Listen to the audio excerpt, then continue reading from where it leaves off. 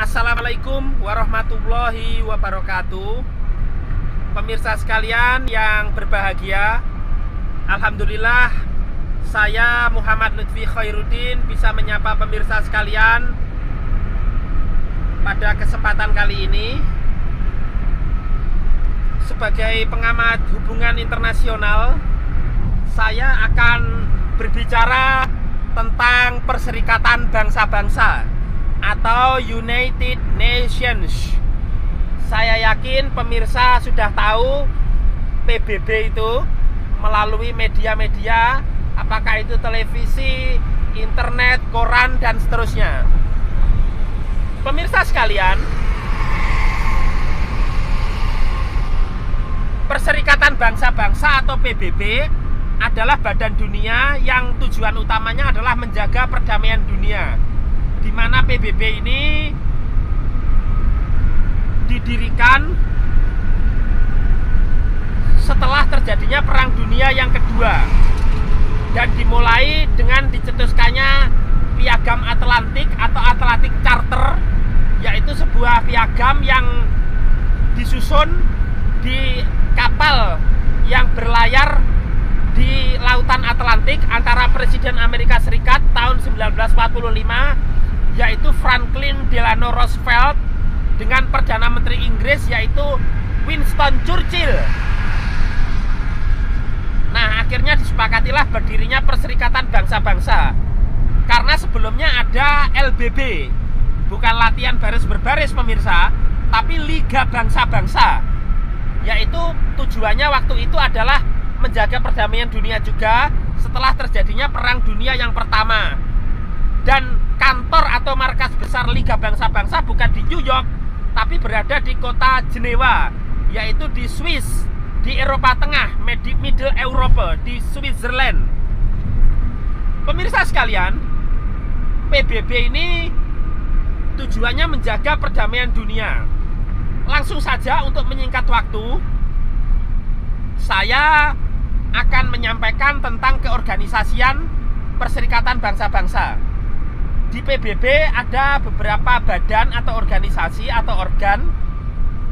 Yang pertama adalah Majelis Umum atau General Assembly, di mana setiap anggota PBB itu memiliki perwakilan di Majelis Umum. Indonesia adalah anggota PBB yang ke-60.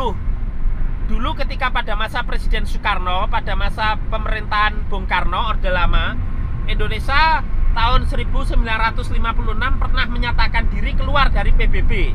Waktu itu Indonesia berkonfrontasi dengan Malaysia dan Bung Karno juga sempat menggebrak meja di markas besar PBB, yaitu di kota New York, Amerika Serikat. Jadi di markas besar PBB pemirsa, di United Nations Headquarter. Yang pertama Majelis Umum atau General Assembly. Jadi semua anggota PBB itu punya wakil di situ. Dan Majelis Umum setiap tahun mengadakan sidang yang di sana setiap kepala negara atau kepala pemerintahan diberi waktu untuk menyampaikan pandangannya mengenai kondisi dunia saat ini.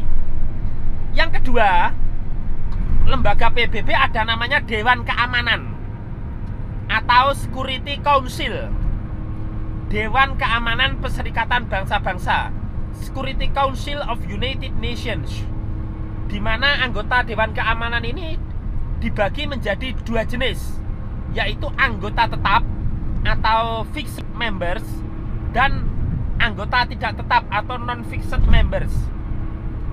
Anggota tetap Dewan Keamanan PBB ini pemirsa, ini berjumlah 5 negara. Dan 5 negara ini memiliki hak veto, yaitu hak untuk membatalkan keputusan PBB. Hak veto ini dimiliki oleh 5 negara saja.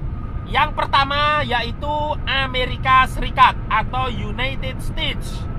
Yang kedua Inggris atau United Kingdom atau British.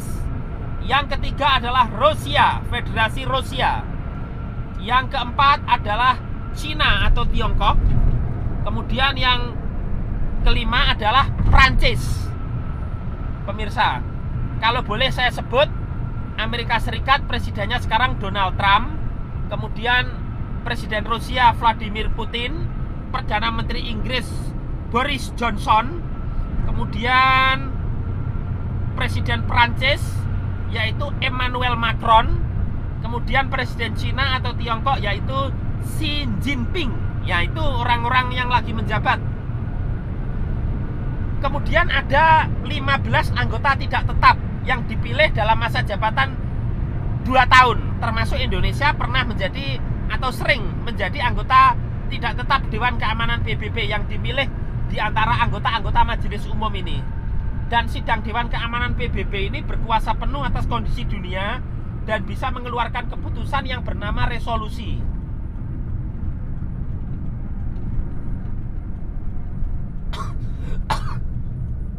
Pemirsa tentu tahu bahwa resolusi Dewan Keamanan PBB ini adalah keputusan Dewan Keamanan yang bersifat mengikat, memiliki kekuatan hukum yang tetap. Namun resolusi ini bisa batal kalau di antara 5 anggota tetap Dewan Keamanan PBB yang memiliki hak veto ini memveto, pemirsa. Salah satu contoh, saya beri contoh satu, yaitu ketika Dewan Keamanan PBB memutuskan untuk memberikan perlindungan kepada rakyat Palestina, khususnya yang berada di jalur Gaza yang pada waktu itu diagresi oleh Israel. Amerika Serikat tidak setuju, keputusan itu langsung diveto, pemirsa.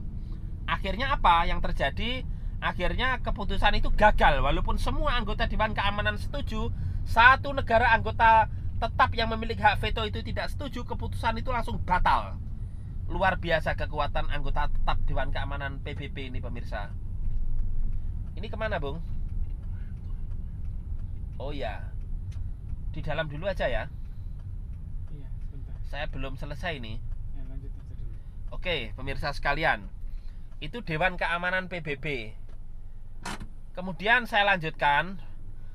Yang ketiga ada namanya Dewan Perwalian atau Trusteeship Council, yaitu lembaga PBB yang bertugas mengasuh negara di dunia yang belum bisa berdiri sendiri.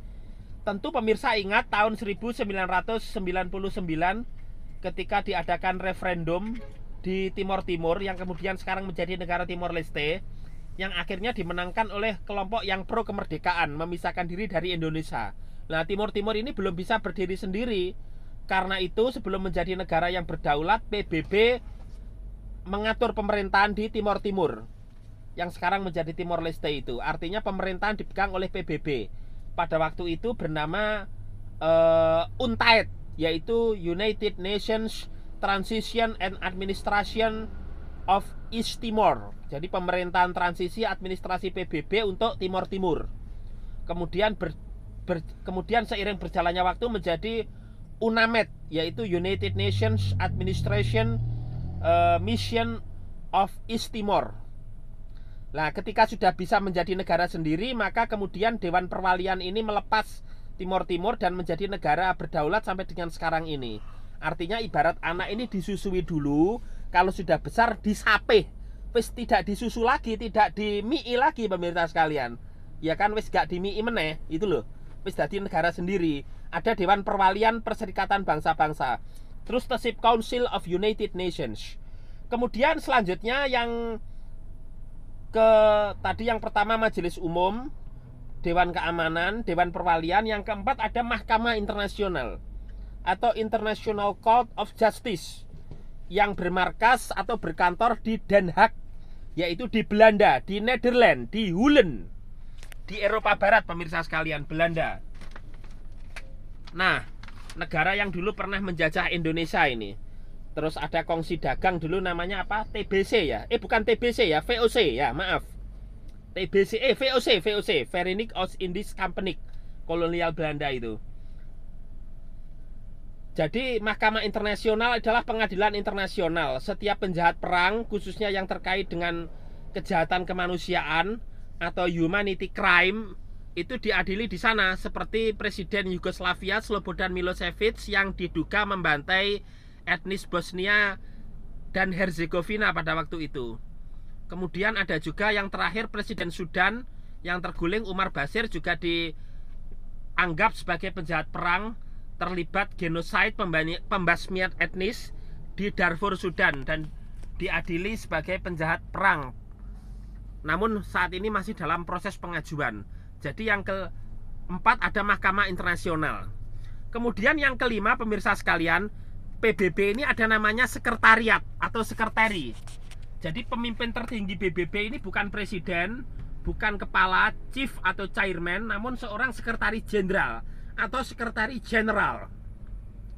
Pemirsa tentu tahu di televisi ada sekjen PBB. Nah, itu pemimpin PBB. Nah, saat ini PBB telah memiliki 9 orang sekretaris jenderal. Sekretaris jenderal PBB yang pertama bernama Trygve dari Norwegia. Norwegia ini negara di Eropa Utara yang ibu kotanya Oslo. Oslo ini tempat pemberian Nobel, pemirsa sekalian, hadiah Nobel itu. Karena hadiah ini diinisiasi yang punya ide namanya Alfred Nobel. Sekjen PBB yang kedua yaitu namanya Dag Hammarskjöld dari Swedia, dari Sweden. Ya, jadi first Secretary General, he is Trygve from Norway. Second, he is Dag Hammarskjöld from Sweden, dari Swedia. Swedia ini ibu kotanya Stockholm, yaitu di Eropa Utara. Negara yang dulu pernah dijadikan kantor Gerakan Aceh Merdeka atau GAM, Aceh Independent Movement, itu yang dipimpin oleh almarhum Hasan Tiro sebelum terjadinya perjanjian damai di Helsinki, yaitu di Eropa Utara juga, sama dengan Norwegia ini, Swedia, Eropa Utara. Kemudian sekjen PBB yang ketiga yaitu bernama Utan. Utan ini dari Birma. Birma ini negara Myanmar saat ini, yaitu salah satu negara anggota ASEAN di Asia Tenggara, pemirsa. ASEAN termasuk Indonesia ya, Association of Southeast Asian Nations, Persatuan Negara-Negara di Asia Tenggara. Kemudian selanjutnya sekjen PBB yang keempat bernama Kurt Waldheim dari Austria. 40 Secretary General of United Nations, he is Mr. Kurt Waldheim from Austria. Austria ini negara yang berada di Eropa Tengah, Middle Eropa, yang ibu kotanya Austria ini di kota Wina. Terkenal sekali, pemirsa. Sekjen PBB yang selanjutnya yang ke Trygve, Dag Hammarskjöld, Utan, Kurt Waldheim. Kemudian yang kelima yaitu Javier Pérez de Cuéllar. Javier Pérez de Cuéllar ini dari Peru. Peru itu negara di Amerika Tengah yang beribu kotanya itu 5, yaitu di Lima. Pemirsa tentu tahu, ingat diktator Peru itu namanya Alberto Fujimori itu. Pada waktu itu ada gerakan namanya Tupac Amaru, sangat terkenal sekali pada waktu itu. Tahun 1995-96 itu. Kebetulan saya waktu itu masih kecil tapi sudah suka lihat berita, pemirsa, mengamati berita-berita luar negeri itu. Nah, selanjutnya sekjen PBB yang keenam bernama Boutros Ghali, itu dari Mesir. Itu, jadi yang keenam, 60 Secretary General of United Nations from Egypt, he is Mr. Boutros Ghali. Kemudian sekjen PBB yang ketujuh yaitu bernama Kofi Annan dari negara Ghana, Afrika. Kalau Mesir tadi Afrika Utara, kalau ini Ghana juga Afrika. Nah, ibu kotanya Accra. Kalau Mesir ini Kairo. Ya, Kofi Annan sangat terkenal sekali. Setelah jadi sekjen PBB, dia sibuk sebagai utusan khusus PBB dan Liga Arab untuk penyelesaian konflik Suriah. Jadi Kofi Annan sebelum dia meninggal kemarin, dia adalah Special Envoy from United Nations and Arab League for Suriah. Jadi utusan khusus PBB dan Liga Arab untuk konflik Suriah. Kemudian dia digantikan oleh mantan Menteri Luar Negeri Aljazair yang bernama Lahdar Brahimi. Selanjutnya sekjen PBB yang ke-8 yaitu Ban Ki-moon dari Korea Selatan, dari South Korea yang ibu kotanya Seoul, Asia Timur. Sekjen PBB yang ke-9 saat ini yaitu Antonio Guterres, pemirsa, yaitu mantan Perdana Menteri Portugal, negara yang berada di Eropa Selatan dan dulu pernah menjajah Timor Leste itu. Nah, itulah Sekretaris Jenderal Perserikatan Bangsa-Bangsa, pemirsa sekalian. Jadi ada 9 sekjen PBB. Trygve yang pertama dari Norwegia, kemudian yang kedua Dag Hammarskjöld dari Swedia, yang ketiga Utan dari Birma. Birma ini negara Myanmar sekarang namanya. Kemudian yang keempat Kurt Waldheim dari Austria. Kemudian yang kelima Javier Pérez de Cuéllar dari Peru. Yang keenam adalah Boutros Ghali dari Mesir, yang ke-7 Kofi Annan dari Ghana, yang ke-8 Ban Ki-moon dari Korea Selatan, dan yang ke-9 Sekjen PBB sekarang adalah Antonio Guterres dari Portugal. Setelah itu di PBB ada namanya Dewan Ekonomi dan Sosial atau Economic and Social Council. Nah, Dewan Ekonomi dan Sosial di PBB ini banyak sekali jumlahnya pemirsa. Dan saya yakin pemirsa tidak asing lagi dengan lembaga-lembaga PBB yang berada di bawah Dewan Ekonomi dan Sosial ini atau Economic and Social Council. Yang pertama adalah WHO, World Health Organization, Organisasi Kesehatan Dunia. Saat ini sibuk mengurusi pandemi COVID-19, virus corona. Tentu tidak asing lagi istilah WHO ini. Ini lembaga PBB. Yang kedua ada namanya FAO, Food and Agriculture Organization, Organisasi Pangan dan Pertanian Dunia. Indonesia dulu pernah mendapat penghargaan itu, markasnya di kota Roma, ibu kota Italia, ketika Presiden Soeharto berhasil melaksanakan namanya swasembada pangan. Kemudian ada juga namanya UNESCO, yaitu United Nations Education, Scientific and Cultural Organization di Paris, Prancis. Organisasi PBB yang mengurusi pendidikan, ilmu pengetahuan, dan kebudayaan. Kemudian ada lagi namanya UNICEF, yaitu United Nations Children Funds, yaitu dana PBB yang mengurusi soal anak-anak. Kemudian ada namanya ILO, International Labour Organization, lembaga PBB yang mengurusi soal buruh, organisasi buruh internasional. Kemudian ada namanya UNDP, yaitu United Nations Development Program, yaitu program pembangunan Perserikatan Bangsa-Bangsa yang sering memberikan bantuan untuk program-program pembangunan PBB di hampir di semua negara di dunia, termasuk Indonesia. Ada juga namanya WTO, World Trade Organization, Organisasi Perdagangan Dunia, yang mengatur regulasi perdagangan internasional, perdagangan antar negara.